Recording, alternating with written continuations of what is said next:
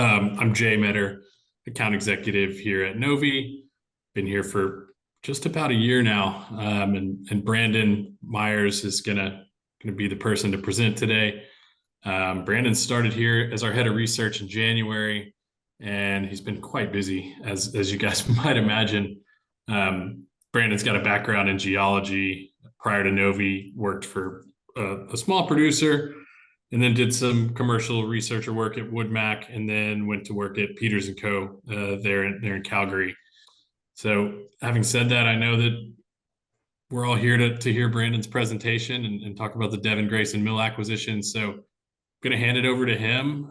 If you guys have questions, put them in the Q&A in the chat at the end of this. I'll get to those, and we'll go from there. I think just as a starting point, before we jump into any of this, it's been about a month since the deal was announced. So just in terms of structure, I'll do just a quick refresher on what happened. Then we'll jump into some rock quality analytics, do a little bit of operational and half cycle stuff. And I'll try to hit you with kind of three or four really simple takeaways. So before I do anything, I'm gonna just pull my foot out of my mouth. I got a very gentle reminder on the subheader title here that Grayson Mill might not be the actually only last piece. Probably would caveat that with it is the last large piece of the Bakken that is for sale right now. And I got a slight nudge, just a reminder that Kraken has assembled a pretty large position as well. So there's the caveat on the subheader. I kind of just shamelessly stole this from the XCL webinar. So if you kind of heard me go through this, then you have to bear with me for 2 minutes. But effectively, I just want to really keep hammering this point home of you look at the evolution of the Permian Basin. We went through a period of productivity improvements. We hit 2020 through a combination of rock quality decay and parent-child interaction. We've kind of entered into this era of declining per foot productivities in the Permian. And effectively that matters because if you look at that chart on the right, it is showing you the amount of inventory that can generate a good return. In this case, we've chosen a 2-year payout as good at different oil prices, flat WTI price decks. And with the takeaway point here effectively being that at $70 to $80 a barrel, we're looking at 7.5 to call it 9.5, 10 years of remaining good inventory in the Midland. And that just kind of ties all together with this idea of we went from everybody was an explorationist, and that was kind of 2005 to 2015, 2016. And then at some point as an industry, we realized that the price would not support all basins, and a lot of operatives retreated to core Permian positions. And then we're kind of headed back now to this era of multi-basin being kind of somewhat coming back in vogue. And you can kind of see that with your CVX buying Hess, right? For Guyana, maybe even going to keep the Bakken. Obviously, SM buying XCL, which we did a webinar on. And then even things like, I think just even 2 days ago, Hart had an article out just highlighting that EOG had divested some Delaware Basin infrastructure and was effectively kind of doubling down on Southwestern gas assets near Agua Dulce for effectively trying to take advantage of what they see as the coming wave of LNG demand that's coming. So obviously that all ties into this. Devon's chosen to do a large deal in the Bakken, and instead of doing a big splashy deal in the Permian, which could have ended up costing 5 or maybe even 6+ times EBITDA instead of the 4 that this deal went through on. So anyways, we're kind of going back to multi-basin, and that's the take-home point there. Really quick refresher on the deal. It's been 30 days. It was $5 billion total consideration, roughly $3.25 billion in cash, the rest in stock, and the implied EBITDA multiple was about 4 times. And the 4 big takeaway points just operationally from the deal. Production effectively triples from, call it 50,000 to 150,000 net BOE per day. The acreage footprint nearly quadruples. So the Devon will have about 430,000 acres, up from its current position of 123,000. And the asset comes with a midstream component, so about 950 miles of oil, water, and gas midstream assets. And the company claims that that's adding roughly about 125 million currently in standalone EBITDA from the midstream business. And that comes out to about $5 to $6 per BOE in additional netback, marginal netback. And then finally, just in terms of dilution, management has bumped up the share buyback program to 5 billion to kind of counter the dilution from the deal. In terms of what this actually does for Devon itself, conceptually, I think just kind of take home the point that the Eagle Ford, on a gross operated basis, was the second largest asset going into this, and it will be third coming out of it. So effectively, the Bakken becoming Devon's second largest operated asset. And this effectively takes Devon to about 580,000 or about 765,000 BOE per day if you're looking at total gross. And then pro forma, about 16% of Devon's total production will be coming from the GME asset or the Grayson Mill asset. And if you look back and read the commentary that came from management when the deal came out, effectively the main take-home point was that Devon was trying to realize scale-based synergies. So, and they even in the earning or in the call that they had about it, they kind of directly pointed this out. They're not necessarily looking for a large traditional G&A type synergy. A lot of it's just going to come from optimizing drilling and completions midstream, and trading in the region with obviously a higher asset base, a larger asset base to kind of work off of that from. So the take-home point here is really this: the deal moves Devon from 10th to 3rd basin-wide on a gross operated basis. And so, in terms of do we believe Devon, the story around them realizing scale-based synergies, I think it's probably fair to say that that's a pretty believable story in this case. It does do that for the company. And we've just included the production profile on the right here. The only caveat I'm going to throw in this while we have this chart up is effectively that if you look at where Grayson Mill's assets are and where they've been drilling recently, and my next slide is a map, effectively that is what we would kind of consider probably the highest gas oil ratio portion of the basin. And that's kind of over near where the Ovintiv assets were that Grayson picked up. And so the only takeaway on that side is, yeah, it moves Devon up. They're in 3rd place. This is a relatively high GOR asset for the Bakken, especially relative to Devon's legacy stuff, and relative to other kind of core operators that got in early. So what does that look like on a map? All the blue sticks are all drilled Grayson wells, and then the peach that's outlined in the red box there is Devon's legacy position in all their drilled wells. And so we would generally consider, and I think that nobody would really disagree with this, Southeastern Williams, Northeastern Mackenzie, Northern Dunn, Southern Montreal. Effectively, that red box is kind of the oil-rich core. As you go slightly west of that to where Grayson's more recent activity has been, you're getting into still the core, but you're getting kind of into what we'd call maybe the gas-rich core. And then as you go west, generally, at least in the financial services industry, I think they generally call that kind of Bakken extension or Western extension. And you're getting a little bit out of the core. And we'll touch on that later when we do some of the machine learning analytics stuff. So in terms of like analogies to other operators, in your head, I think just think like Devon's legacy position very much looks like kind of Marathon, somewhat like Conoco. It's a little bit different from what EOG has. The stuff they've picked up from Grayson Mill is a bit of a hybrid.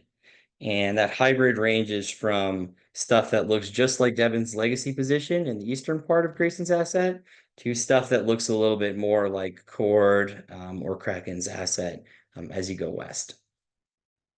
And I'll kind of set the stage for this theme because it's going to probably come up, and I think it's the main takeaway point on the rock quality. As you come out of that red box and start moving west, it becomes increasingly important where you're sitting for the Three Forks especially, and we'll get into that in a second. We'll start with the Bakken. What we're effectively looking at here is on the left is a distribution of our machine learning derived rock quality score. So it's effectively the signal that the machine learning algorithm is picking up from the rock quality alone. And it's the distribution, obviously by both operators, with the dashed line effectively representing the mean. And despite the fact that the blue line is slightly below the yellow line for the Bakken formation, the main takeaway for us was effectively this. On the recently drilled wells, Grayson Mill is effectively drilling rock that is very similar in quality to Devon and maybe slightly lower. And if you look at the map on the right, effectively what that's showing you there is the machine learning derived rock quality quartiles, or in this case, the tiers. I've just called them tiers 1, 2, 3, 4, with the green being the best rock quality, and obviously the dark red being the lower rock quality stuff. And again, the take home point is as you go west, things decay in the Bakken. But even as you get into Williams and kind of central Mackenzie, which is through here, there's still some good rock. So back to kind of my point from earlier, this is not the case necessarily with the Three Forks. So again, left, looking at distribution of rock quality, the dashed line is the mean. You'll notice something different here. And the different is effectively that A, the shape of the distribution is quite a bit different. And B, the mean line is not just below the yellow line. So Grayson Mill's Three Forks asset is not as high quality as Devon's, but it's also below zero, meaning it's actually what we would consider it below average across the whole fairway. So take home point is really this. Showed you that big map on the west side. We've got a nice comparison here. Just showing the acreage on the left. And as you go west, you come out of the sweet spot. And we've mapped those out on the right here. So effectively what we're looking at with these kind of serpentine polygons is the blue is showing you all the tier 1 and tier 2 machine learning derived rock quality fairways. And the red is showing you all the tier 1, tier 2 Three Forks rock quality fairways. So that's really just showing you stuff that is better than the median. And then you can see Grayson Mill's wells again in blue, and Devon's legacy wells in kind of the yellow, the peach color. And so I'll kind of pause for two caveats here. One, the map on the left is showing all working interest locations. So that's not just operated. We're showing everything in this case. And then the second one, just as a quick, I suppose just an explainer on, or maybe just to put some context on what the machine learning algorithm is actually spitting out here. The Bakken itself is very much a combination of thickness of upper and lower Bakken formation, depth, pressure, and thermal maturity. And so you're kind of seeing the blue blob generally in the deeper parts of the basin. And you get the stacked pay in the Three Forks through here. And then this stuff down in the southwest is effectively where the pronghorn member, which sits above the Three Forks, where the pronghorn silt is thin and the pronghorn sand is thick, you get another sweet spot, and that's what that kind of serpentine red blob is. So just to put some context to that. Okay, so kind of shifting gears here into more operational metrics from pure rock quality. You'll notice a couple things here. So we're showing Bakken on the top two figures and Three Forks in the bottom two figures. and left to right, it grades from interwell spacing. So that's in feet, average spacing to the nearest neighbor in zone. And then on the right is projected oil EUR per foot over time. And effectively two things that I'll point out. One, we saw a more clear trend in Grayson Mill upspacing over time. And that has managed to generally keep per foot productivities flat year over year. And you'll notice that on the oil EUR per foot metrics, there's been a pretty noticeable downward trend in Devon's oil EUR per foot over time. And so the take home point for us from this was effectively on a per foot productivity basis, Devon is gaining rock that is on par with or about maybe slightly higher per foot productivity. But that is because Devon's legacy asset has kind of decayed over time in terms of those metrics. So there's a little bit of a bittersweet story there. That is totally to be expected. Devon got in relatively early into the Bakken. Their legacy position is really good.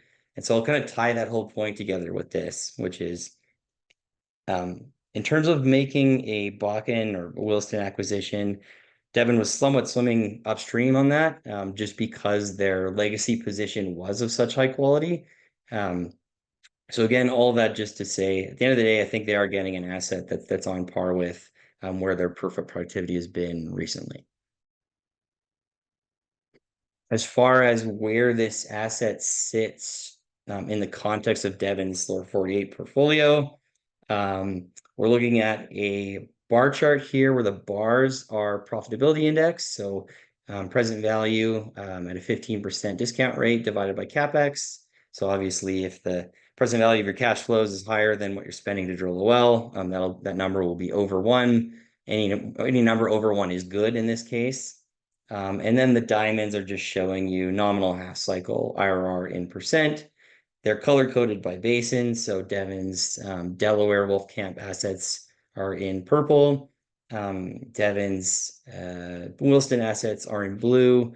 And then the Powder River assets are in orange. And then we've got the Eagle Ford assets in red. And so a couple things I'll point out. One, again, you look at the Grayson Mill asset here that we've kind of highlighted.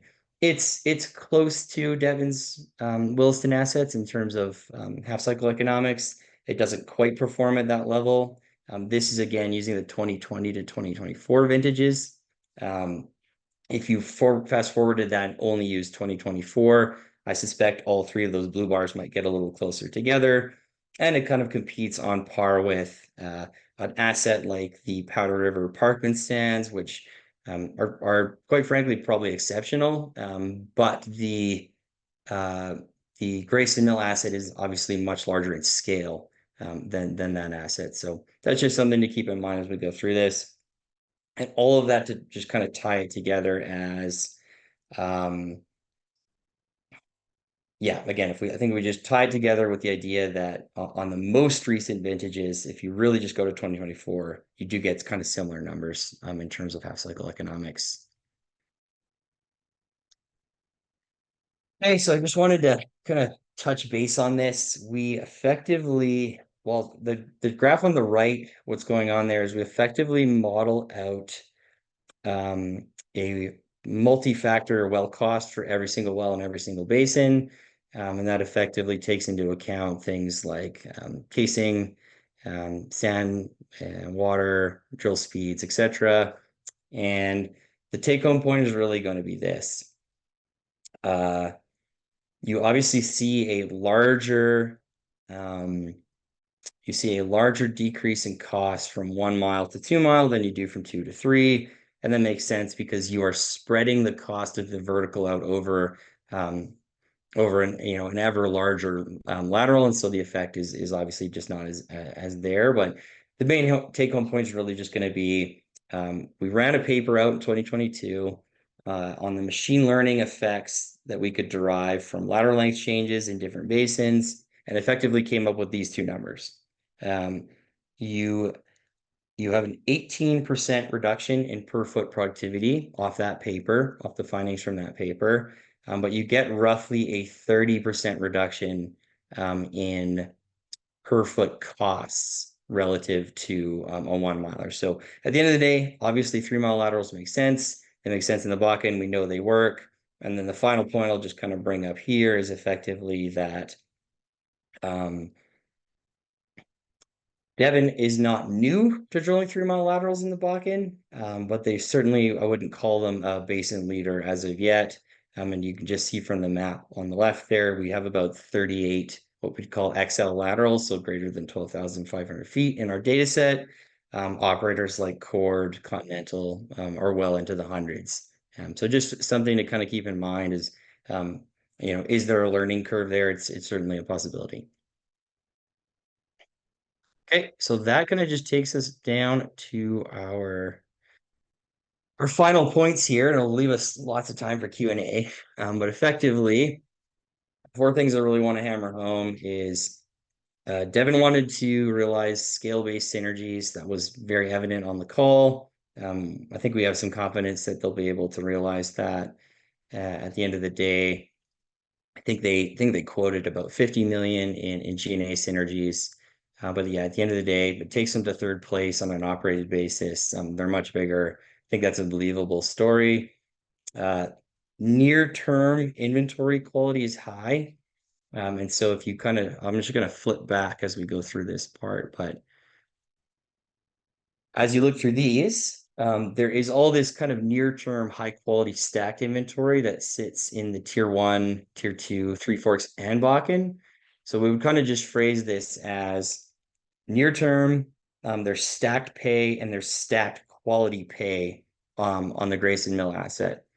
As Devon is forced to go west, the quality of that stacked pay will definitely decline. And you'll get to a place where effectively they have high quality Bakken, and we think very low quality Three Forks as you go out that way. And why that matters is because effectively, if you listen to the call from the acquisition, a big piece of the synergy realizations on the operational side was on drilling and completions, right? And at the end of the day, if you're constantly having to move the rig around because you have no stacked pay, we think there's maybe some weakness in that thesis as you get into the medium and long term. So lack of quality stacked pay in the medium to long term, we think calls into question, at least partially, if those synergies will be realized.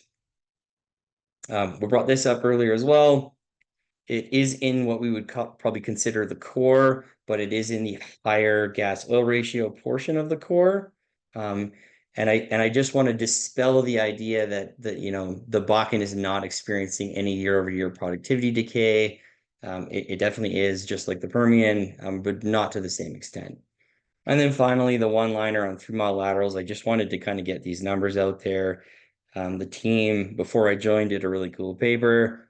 From 1 mile to 3 mile laterals, we expect an 18% reduction in per foot efficiency, but we think that comes with a 30% reduction in cost over time.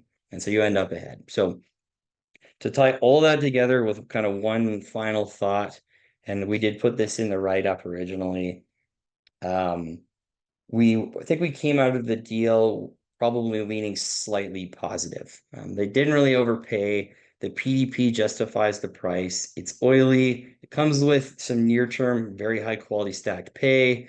It comes with some longer-term quality Bakken pay. At the end of the day, I think the way we phrased it originally, I think we didn't call it a home run, but I think it's fair to say that we kind of came out of this with a relatively positive view going forward. So I will turn it back to Jay there, and I'll open up the Q&A box, and we can kind of shift over, and I'll jump around as people ask questions as well. So yeah, appreciate it. We've got a few in the chat. Obviously continue to put those in there if you want. If you'd prefer to raise your hand, I can let you talk, and we can do it that way as well. So we'll start with what's in the chat and just kind of go through these here. So the first one, Brandon, an explanation or list of features and whether they're weighted differently that are included in the machine learning quartiles and maps would be helpful. Yeah, like I can get an actual list, but at the end of the day, it's probably a pretty standard suite. I think we're looking at water saturation, depth, crusty perm, At the end of the day, we can kind of feed in anything. I think for this example, we kept it to about 6 or 7 petrophysics metrics. But I'd have to go dig them up outside of that. But they were kind of what you'd expect. Yeah, perm, porosity, depth, pressure, clay content, water saturation. Okay. Any projections for remaining WB inventory similar to the Permian plot you showed at the beginning Uh, for the Williston. for the Williston? Um, Yeah. yeah, so this is probably a good time to kind of just loop back to that. I think the best way to kind of think of this is there you go. So all this data has come out of the new intelligence offering, and just to kind of give everybody a loose roadmap. Um, the order in which the ground up stick by stick inventory is being built is effectively Midland, Delaware, and then Williston is third. So all that to kind of just say, if you want a hyper granular inventory forecast that is like fully inclusive of rock quality decay over time and spacing, Bakken will be coming out in the fall. But as of right now, summer was the focus was definitely Midland and Delaware. How many years of drilling ahead of them before Devon has to move west and eventually face issues with lack of quality stacked play? Yeah, I knew that was going to come up. I think the answer I'm going to give right now is so I don't have to again pull my foot out of my mouth later. Uh, I think we'll wait and we'll give an official answer to that when the Williston ground up stick by stick analytics is done and we've intersected it all to Devon's land, and I can give you an answer that I'm confident in. Does Devon have access to gas infrastructure to monetize the higher GOR production? Yeah, they didn't really break out necessarily what the total egress amounts were for gas, oil, water on the midstream asset. I think my general takeaway is from just poking around so far has been that wasn't a massive concern. But I don't think I don't think they have given much color on it, and nothing that I can really add outside of that. How many new 3 mile laterals come with the new Grayson Mill asset? With higher Yeah, GOR, is there enough gas takeaway in the current Grayson Mill midstream infrastructure? I think the official quoted number from management was 40% of the 500 locations they got, and most of those are in the west, are 3 mile laterals. And then I think on the GOR midstream stuff again, I think I'll just defer it for now. We have earnings tomorrow, I think, for Devon, so hopefully they give some additional color on that. But yeah, so far nothing I can really add. What about the upside of possible Mission Canyon, Lodgepole, Red River, or deeper into the Deadwood wells? I I would say we don't have an opinion on that yet.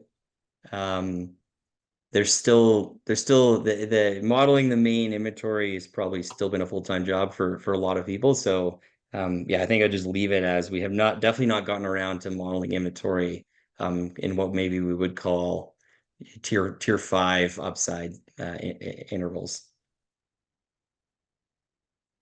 Grayson Mills seemed to be a large player in refrac. Does any of your analysis include that potential for Devon? Yeah, that's a separate product. It's on our radar. It's on the roadmap. If I had to be honest, I think we'll probably start that project with Eagleford and then move on to Bakken. Again, I don't have a really great answer for it. They did, I mean, the official quoted number was 300 refrac candidates. Um, yeah, and I think I'll probably just leave it there on that one. Thus far, this acquisition hasn't moved Devon's stock. Any thoughts on that? Yeah, I think um kind of a forest for the trees thing, right? If you look back, I want to say Q3 23, they had a ton of issues with there was a fire at their central processing location in the Delaware. There was a ton of issues with the Rimrock asset. So if I had to guess, like I think it's a combination of like I don't know, fatigue from stuff not going as smoothly maybe as investors like or would like. And then partially probably, a lot of the stuff that we kind of had to defer today on, there's still some opacity around certain parts of the deal. Um, I think maybe this is a great example of like where we can have a really good role to play is getting out that stick by stick analysis for Devon in the fall, and having an actual number um, on when do they have to move west and out of that stacked core portion, that either will settle or maybe make investors nervous. So I think that's kind of what everyone is waiting on, and it's probably why the stock hasn't moved. I don't know if anyone's made a definitive decision on where this is going yet. Is Devon looking to monetize the Grayson Mill midstream oil, gas, and water assets? I haven't heard anything on that yet. I had, if I had to guess, I'd say no, just by the they seemed very optimistic about it during the call. They went as far as breaking down the business as a standalone unit and how much EBITDA it was adding and what it was doing to netbacks. So I can't imagine they would turn around after that and then get rid of it. But that's just my speculation on that one. Do you foresee any additional asset consolidation across the Bakken? Yeah, I mean, I got the I got the nudge from Kraken. So certainly, they obviously have amassed a big position. Um, I still think there's some to come, but it is getting into the later stages. I think it's fair to say. What is the average GOR of Wolfcamp A wells? Curious if the Bakken would look more favorable on a half cycle metrics if gas price were ran at 0 MCF. Yeah. It at that part of the Bakken, you are getting into similar GORs to the oiliest parts of the Midland, if that makes sense. So, um, not nothing. That is definitely the gassiest part of the basin. Final question I've got here. So if anybody has any others, type them in there or raise your hand. Is One Oak still at max capacity, and how much acreage connects to One Oak? Yeah, I don't think we're gonna have a good answer for that right now. I think just to be blunt, what the simple answer there is, we're we're in the process of modeling out every stick, every remaining inventory stick in North America, and it honestly hasn't left a ton of time for deep dives on midstream. And I'd probably just leave that one there. Okay. Oh, there we go. Oh, another one? Jay, yep. Yeah. How does a $5 billion deal compare to what a $5 billion acquisition would have looked like for Permian bolt-ons from an Yeah. inventory PDP I standpoint? I think it's fair to say, um, and I'll kind of move it back. I'll kind of answer this with kind of an EBITDA or operating cash flow multiple. Like at the end of the day, if I had to guess, if Devon tried to buy an operator that was that large, and I'm using in the back of my mind that something like Diamondback Endeavor, obviously, which is massive, but um, I think as you get into those really big Permian deals, 5 billion plus, um, it wouldn't be unreasonable to think that that would go for more than four. So call it 4.5 to 6 plus, like anywhere in there, I think is possible.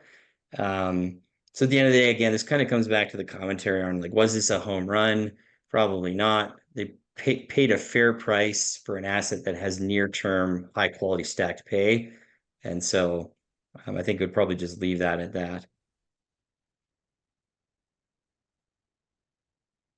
Looks like we're out of questions. So we'll go ahead and wrap it up. But again, thank you to everybody for hopping on and joining us. We will have this. We've recorded this webinar, so we'll share it with all of you.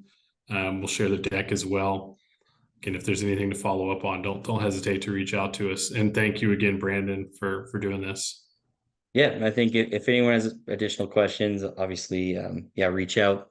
you guys will get all the contact info via email, and yeah, happy to do follow-up stuff after the webinar. So Oh, never awesome. mind. We're Thanks, just Jake. getting thank yous. I thought we had some more questions, but they're just thank yous. Thank So you. Thank yous are okay. yeah, absolutely. Thank you all. Have a good day. Yeah. Thank you.